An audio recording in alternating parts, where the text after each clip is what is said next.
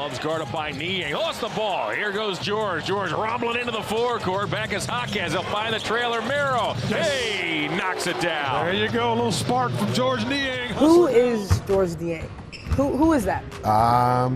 He's just a hard-working, fun-loving, caring guy that, loves to play basketball, but also likes to enjoy life. I think I have a good balance of being serious, but then not taking myself too seriously and enjoying the things that, come along with this life. You feel like you've always been like that, where you just don't take life that serious, you're kind of just carefree?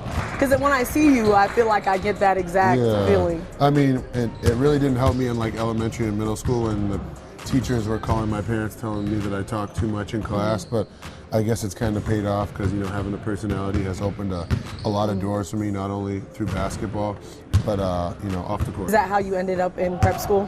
Because I was listening to some interviews and I heard some stories of your parents were getting phone calls from your teachers like, he's talking too much, he's not listening, he's a class clown. And because most people think you go to prep school, for the basketball, but it sounds like yours that wasn't the first option for you. No, it definitely wasn't for basketball. I mean, obviously basketball was, more challenging at the prep school level, but at the same time, my parents wanted me to go to a school that had smaller classrooms, so I had less of a percentage to get distracted. So when you went to the league, obviously, like for you, it wasn't like this just soar straight up to the top. Like you kind of are a player that got it out of the mud. For you during that experience, how, I don't even want to say how difficult, but how has that shaped you into the player that you are today? I think it's really humbling. I was never a highly ranked, person, but I think the biggest thing for me is I stuck to it. I always tried to find ways of how I can improve, how I can be better. But at the end of the day, when you've always, kind of been successful coming up playing basketball, and then for the first time you get to the NBA and they tell you, hey, you're not playing because we don't think you're good enough, it's humbling, and you really have to double down on your hard work and really find out, who you are when adversity hits. And a lot of people, can't handle tough times, and they find it easier to quit and find something else rather than, double down on your hard work. And that's kind of what I did after, my first year where I was cut in Indiana, and then I was able to sign a training camp deal with Golden State, where it kind of showed me how Steph, Clay, Draymond, KD, how all of them worked, and those guys had already established themselves in their career. So I was like, if they're doing that and they already have a career and they're established, like, who am I to, not have a routine and be consistent in every day and attack every day like it's my last opportunity. It gives us an opportunity for that rebound. Porter finds Niang in the corner. Niang fires and scores. George Niang is feeling it here in the second half. Someone that's always had my back since I was young is really my mom. And I remember she's always, whenever I'd come and complain about sports or whatever, she was like, if it was easy, everybody would be doing it. And it's kind of, that saying that I play in my head where to live like no one else, you have to live like no one else.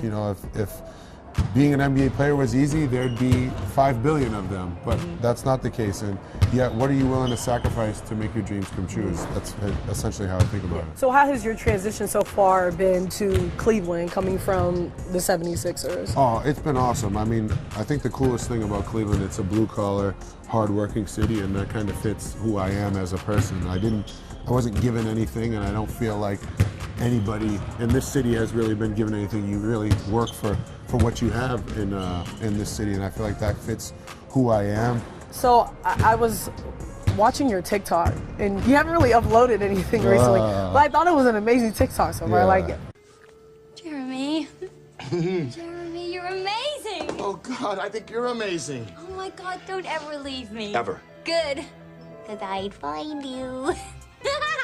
George, I think that you give off this aura of just being a super, like you said, down-to-earth, cool guy, and things like that. You're very, very relatable, like you said, and I literally laughed watching it. But what is the whole thing with the Friday song? Saturday, Sunday.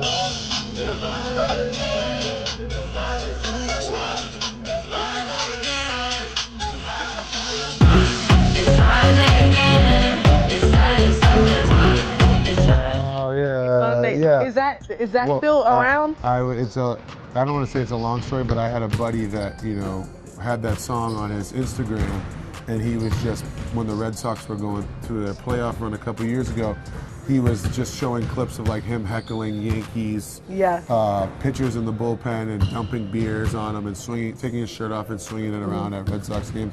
And I was like, you know, I love The Weeknd, and this is a song that like gets you hyped for the weekend. Like, who doesn't love working a hard week, and then when it gets to Friday, you have something to celebrate. Like, you don't need a birthday, you don't need. I just love to celebrate. So it was kind of like a thing in Philly. Every Friday, I put out a video. So we're not continuing with that, or was that just like I'm kind of getting a post of the Cleveland, know, Cleveland people. Maybe I need to come up with something unique. That'd be good. Maybe a Cleveland Rocks or what's the OHIO. I don't know about that. There's always songs that I'm listening to. What's like a snippet of the song if you want to sing it? Sleeping. Oh, that sounds. Yeah. Do you think you could already put that within your Friday, Saturday, Sunday song? I don't know. I don't know if I could do that, but we can come up with some creative. I can get We could creative. go to the studio. It takes time. Yeah. It's time.